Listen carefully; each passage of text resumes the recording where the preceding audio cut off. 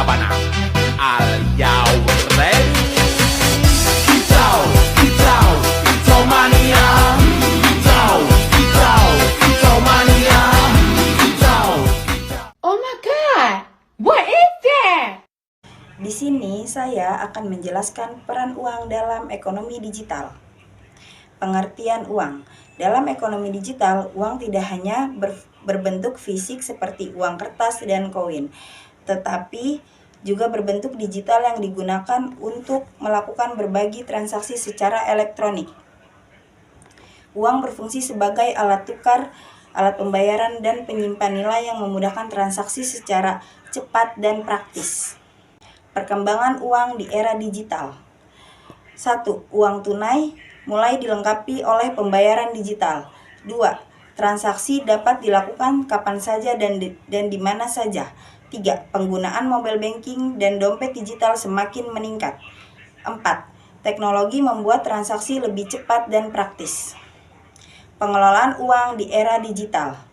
Pengelolaan keuangan di era digital adalah proses mengatur, merencanakan, dan mengendalikan penggunaan uang dengan memanfaatkan teknologi digital untuk mencapai tujuan keuangan secara lebih efektif dan efisien.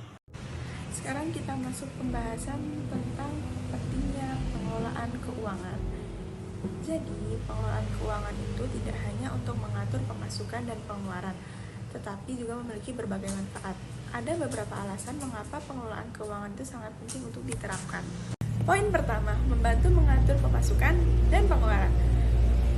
Pengelolaan keuangan membantu mencatat dan mengontrol setiap pemasukan dan pengeluaran sehingga kondisi keuangan lebih teratur dan tidak terjadi pengeluaran yang melebihi pendapatan.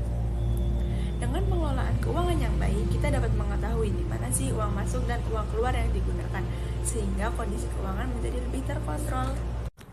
Poin kedua, menghindari pemborosan. Jadi, perencanaan keuangan membantu kita untuk membedakan mana sih yang kebutuhan dan mana sih yang keinginan.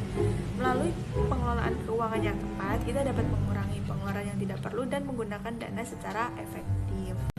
Poin ketiga, mempersiapkan kebutuhan di masa depan. Pengelolaan keuangan memungkinkan seseorang untuk menyisihkan dana untuk kebutuhan jangka panjang seperti pendidikan, rumah, dana darurat, dan dana pensiun. Selain memenuhi kebutuhan saat ini, pengelolaan keuangan juga membantu mempersiapkan berbagai kebutuhan dan rencana di masa depan. Nomor 4, membantu mencapai tujuan finansial. Pengelolaan keuangan menjadi langkah yang penting untuk membantu mencapai tujuan finansial, baik jangka pendek ataupun jangka panjang. Nomor 5, meningkatkan kestabilan keuangan. Keuangan yang dikelola dengan baik akan lebih siap menghadapi kondisi tak terduga dan mengurangi risiko masalah keuangan. Keuangan yang stabil memberikan rasa aman karena kita memiliki perencanaan dan cadangan dana untuk menghadapi berbagai masalah. Poin ke-6, meningkatkan kemampuan dalam mengambil keputusan. Informasi keuangan yang jelas membantu seseorang untuk membuat keputusan yang lebih tepat terkait pengeluaran, tabungan, maupun investasi.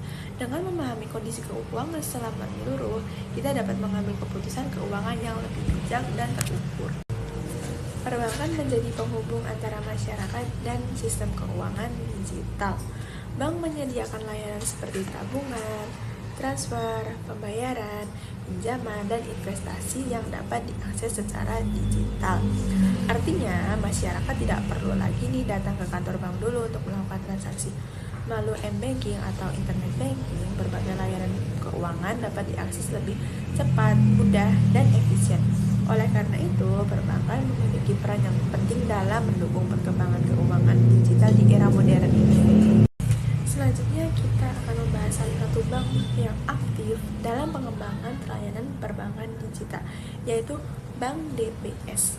Bank DBS merupakan salah satu bank terkemuka di Asia yang dikenal dengan inovasi dan transformasi digital dalam memberikan layanan keuangan kepada masyarakat.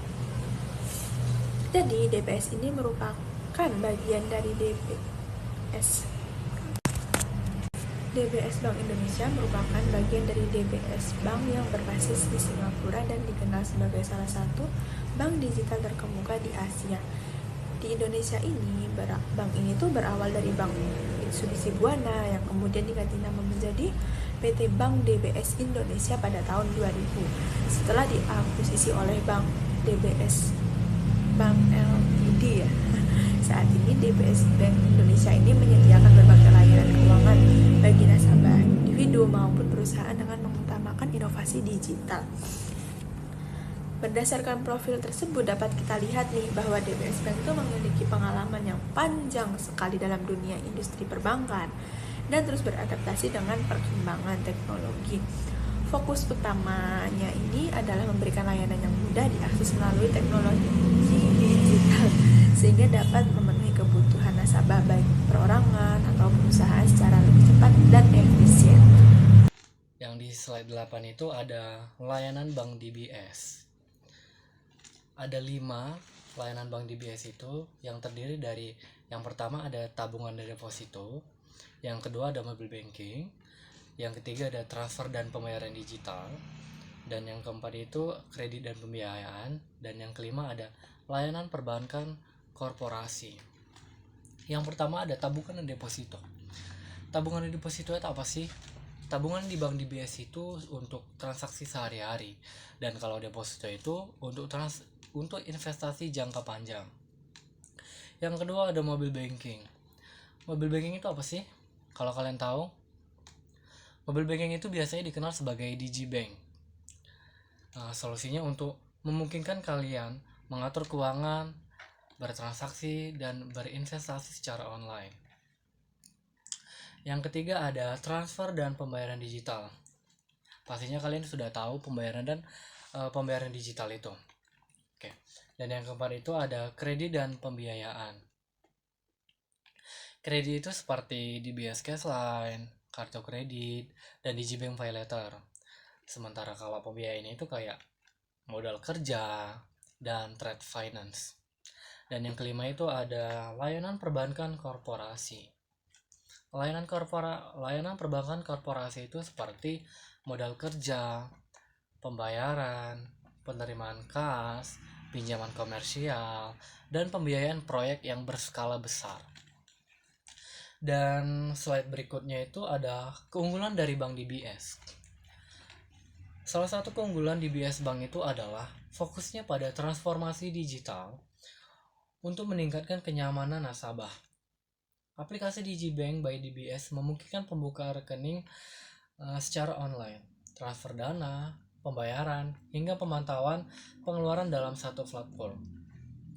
Selain itu, DBS juga telah menerima berbagai penghargaan internasional sebagai bank digital terbaik berkat inovasi dan kualitas layanannya. Slide berikutnya itu ada slide ke-10 tentang kesimpulan.